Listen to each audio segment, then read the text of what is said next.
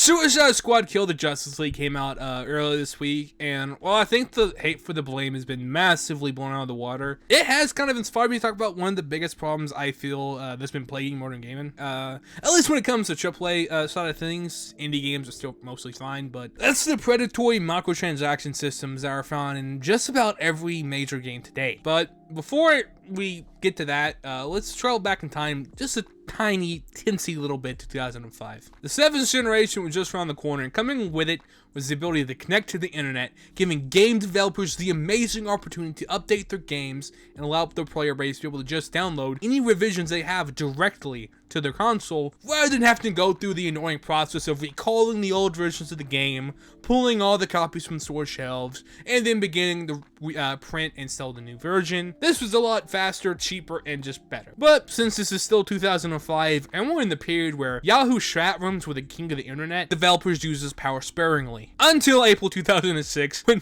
Bethesda decided to release some fucking horse armor to Elder Scrolls 4 that costed $2.50. The first ever example of paid DLC in gaming was horse armor. Obviously, people wasn't happy with this because it's a $2 horse armor in a video game. So developers began to offer paid DLC in the majority of those games going forward. But most of the time, to avoid the vitriol of the horse armor, because it was horse armor for $2, most of the time developers would actually be adding extra content to the game to help increase the length of the game. Popular examples would be, map packs from Modern Warfare or story expansions when it comes to single player games like GTA 4 adding The Lost and the Damned or The Battle of Gay Tony. While these also costed money, and in every case more money than the horse armor, people really weren't mad about this because it wasn't horse armor that costed $2.50. Alright, I get it! And then when 2012 arrived, where DLC is mostly the same, some changes were happening, but it was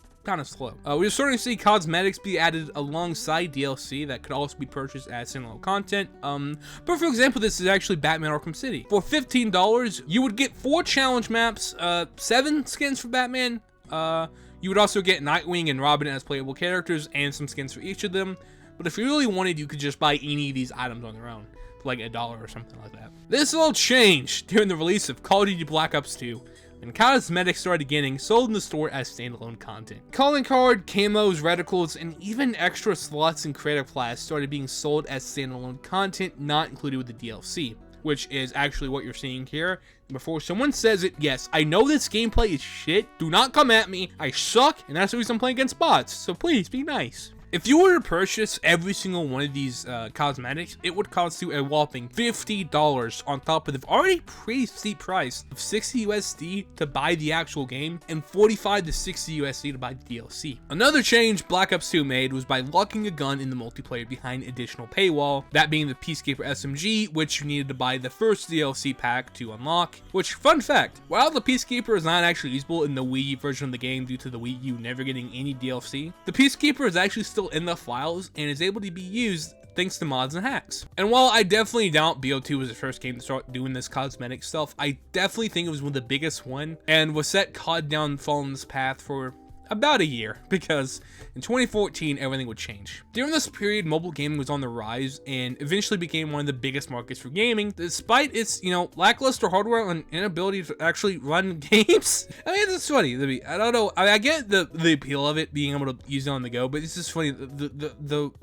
Today, Junior. During this time, mobile games and Facebook games like Farmville would begin to take inspiration from a Chinese game called ZT Online, which would have systems in place to allow you to pay to speed up or skip processes in the game, which was usually how these free games made money.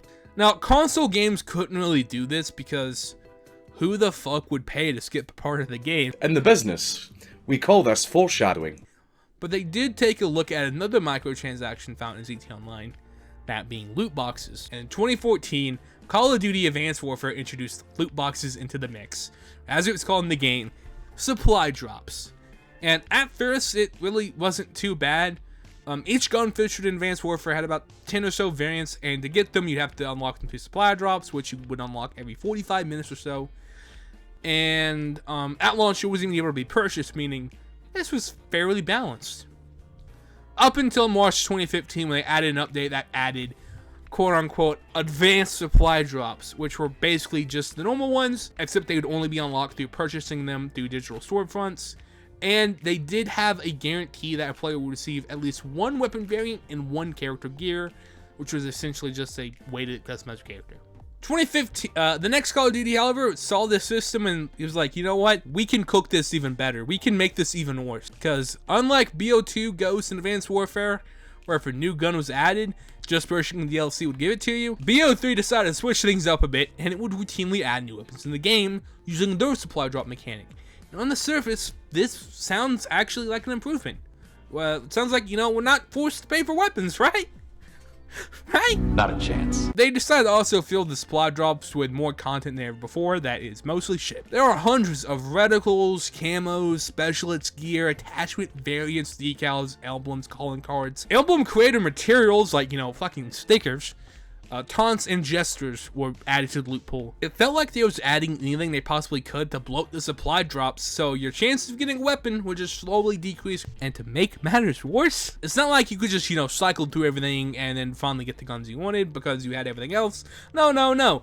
Duplicates were also thrown in the mix. And not only were duplicates in the, you know, normal free supply drops, but duplicates were also in the paid versions as well. Meaning the only advantage that rare supply drops had to the base one were that it would at least give you one rare item. And at launch, you couldn't even get rid of your duplicates. Luckily, update 1.04 did add the ability to burn duplicate items, but in classic Activision fashion, it was only a partial refund, so. And it wasn't like the new guns being added to the game weren't that useful either, because nearly all the top performing guns in each category were locked behind loot boxes, which gave Black Ops 3 the reputation of being pay to win. And to make matters worse, the popular Zombies mode also saw the loot box mechanic being added to the game through Gobblegums, which included such overpowered abilities like, you know, get every perk instantly, or everything is free for 60 seconds, or my favorite, become completely invincible for 3 entire rounds. Despite this system being, you know,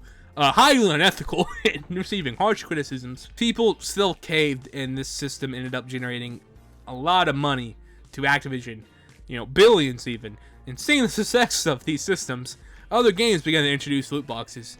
And keep in mind that while these systems were created to give free-to-play games a monetization avenue, all these games were still being sold at full price.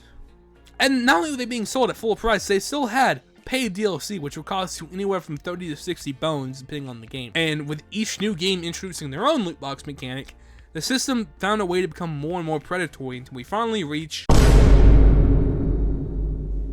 I wish I could say Battlefront 2 was just the straw that broke the camel's back, but let's be honest. It was a fucking boulder that broke the camel that was already carrying thousands of boulders. Nearly every single character in the game was locked behind one of these loot boxes, and while yes, it was technically possible to unlock every character without spending a dime, it would take the average player about 4,500 hours of playtime, which equates to, you know, about 188 days, which is half a year. Or if you just chose to buy the loot boxes and save yourself the trouble, it could cost you up to $2,100 to get all the characters. Gamers were rightfully furious, and eventually, due to this event, loot boxes were essentially toxic waste. The moment a loot box was even muttered by a gaming company, their stock price would plummet. Companies were forced to start ditching these microtransaction systems, especially since the blowback from Battlefront 2 was so large that legislators began to crack down on these systems as they were effectively just advertising gambling to children. Or in the case of GTA 5, literally advertised gaming to children, since you can go into a casino and gamble with real life money. Anyway, luckily for game companies, there was another game that came out in 2017 they could take inspiration from. While I really don't think I need to explain Fortnite to you, I still will to increase the watch time for this video. Fortnite is a completely free-to-play game, meaning you can boot it up and play it completely free without needing to spend a single cent on anything. To help make money, however, as games do cost money to make, they introduced 2 core features into the game: the item shop and the battle pass. Starting out with the item shop, it's essentially what you think. It's a shop where various cosmetics are listed and people are able to buy them with in-game currency, which costs real world money to get. The other mechanic was the battle pass, which basically means every 3 or so months there will be this massive update to Fortnite that they call a quote-unquote season. Whenever this free update would drop, there would also be a paid feature called the battle pass, which would contain about 100 or so cosmetics that you need to level up and unlock throughout playing the game. There was a few items that would usually be free in each battle pass, but for the majority of the items, you need to pay the $10 fee to unlock. And if you did not unlock the items or purchase the battle pass by the time the season was over, they was gone forever. While this system does seem scummy, it's because it is, at least it would also give you more in-game currency than it costs to buy it, meaning not only would you technically make more money than you previously had by buying the battle pass, you could also keep using the V-Bucks earned from the battle pass to buy future battle passes without having to spend any more real money. This system works because while you cannot unlock any of the cosmetics in the game without spending real money, the actual game and the features within are completely free. They're not charging you to pay the game, it's just a workaround, which is fair. Unfortunately, game developers saw this system and decided to carry over to games that are not free to play. For example, let's talk about Call of Duty Cold War, which was a game that launched in 2020 for 60 USD, and to purchase every bundle in the game, it would cost you at least $4,225 according to calculations made by YouTuber Wetzel. That's double how much it would have cost you to unlock everything in Battlefront 2. And you could actually earn those cosmetics. It took half a year, but it was possible. Mortal Kombat 1 launched at the new price point of $70, but if you wanted to buy any of the DLC characters, it would cost you an extra 30 bones. So not only does it take $100 to unlock all the characters in the roster, each character also has skins in the item shop that can only be purchased by using real world money. And while it's not my main thesis of this piece, I want to kind of get sidetracked for just a few minutes and also talk about how scummy it is that both free-to-play games and premium titles have been introducing FOMO, or fear of missing out, into their games. Remember how earlier I described battle passes are usually only available for a few months and then they're lost to the sands of time? Yeah, premium titles also have battle passes and they're doing that as well. Meaning, you could spend $10 on content in your $70 game that you're never able to own because you committed the cardinal sin of having a life. But nearly every cosmetic in these titles that I've mentioned are only available while they're in the item shop. And that changes every 24 hours, and they're not guaranteed to ever come back. It's a cheap tactic to get people to impulse buy on items in the shop because they know if they don't immediately purchase whatever dumb skin or emotes in the shop, they might have to wait months to get a chance to buy it again, assuming it actually does come back.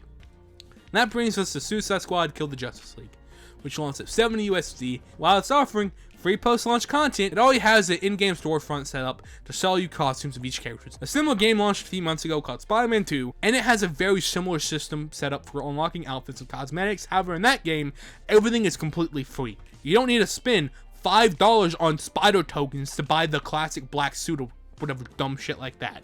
You just do shit in the game to unlock it, which is pretty fucking fair because the game already costs $70. To be fair, Suicide Squad also does have a system to help you unlock skins, but the problem still remains. Gaming has never been a particularly cheap hobby to have, but I'm getting sick and tired of every major company just trying to milk their players for every last drop of money they have, especially when we're already in a global recession and inflation is through the fucking roof. People are barely able to afford their homes, and Warner Brothers is still like, yeah, let's ask gamers to shell out another $20 so we can have Harley Quinn in a classic outfit. I genuinely believe we're getting to a point where these systems are worse than the days of loot boxes, and they're just going to continue to get worse and worse and worse until another company screws the pooch and publishers are forced to wait another 3 years before they can abuse some other system. Being critically praised and making millions isn't enough anymore.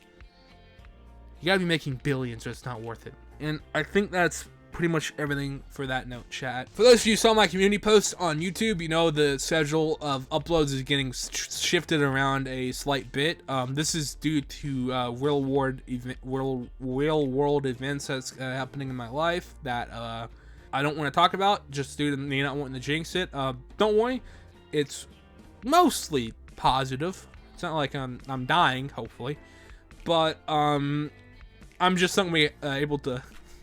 You know, and I'm not gonna have as much.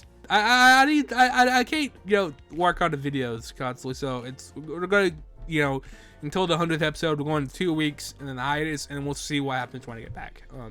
Due to the change in schedule, though, that does mean I am switching it up a bit, and I'm gonna go ahead and start working on my next game for the achievements video now, because I just want to stream it on Twitch and get it over with, which is gonna be Arkham Asylum, which I'm actually probably going to be live playing when this video goes out. So if you want to watch me playing through Arkham Asylum for the first time on PC and trying to get all the achievements on there, twitch.tv/NicoleCringe down in the description.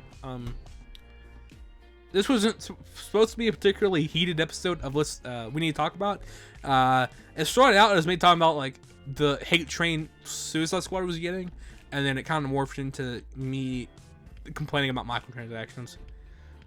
I might make that Suicide Squad video still, because I do have a lot of thoughts on the reaction to the game, but I want to kind of hold off because I don't actually own the game. I know the story, I know everything that happens. I watched my buddy Wave play through it, but I don't want to, you know, go on here and start like making a review of a game that I've never played. I like to think I'm not IGN, okay? I have some integrity when it comes to me going on the internet and talking about things. That being said, I do think the people are overblown or blowing this out of proportions when it's not a particularly, you know, bad game. Like, from what I've seen, the story's alright. It's like middle of the road, and people acting like it shot their dog, which is just fucking pathetic in my opinion. But yeah, if you guys enjoyed, make sure you leave a like. I will see you guys later. Next video is, oh yeah, I have a Patreon, by the way. The sneak peeks of the next video on there already. It's me playing Advanced Warfare for the first time. Not really for the first time, it's me doing the Easter eggs for the first time, but it doesn't matter. You guys don't care, you just want to see me suffer, and I do. So make sure you go on the Patreon, link down below. $5 for the thing, but you also get videos early from $1. You'll see when you get there. Your name will be at the end. You guys don't care. I'm ending the video now, but yeah, see you guys later.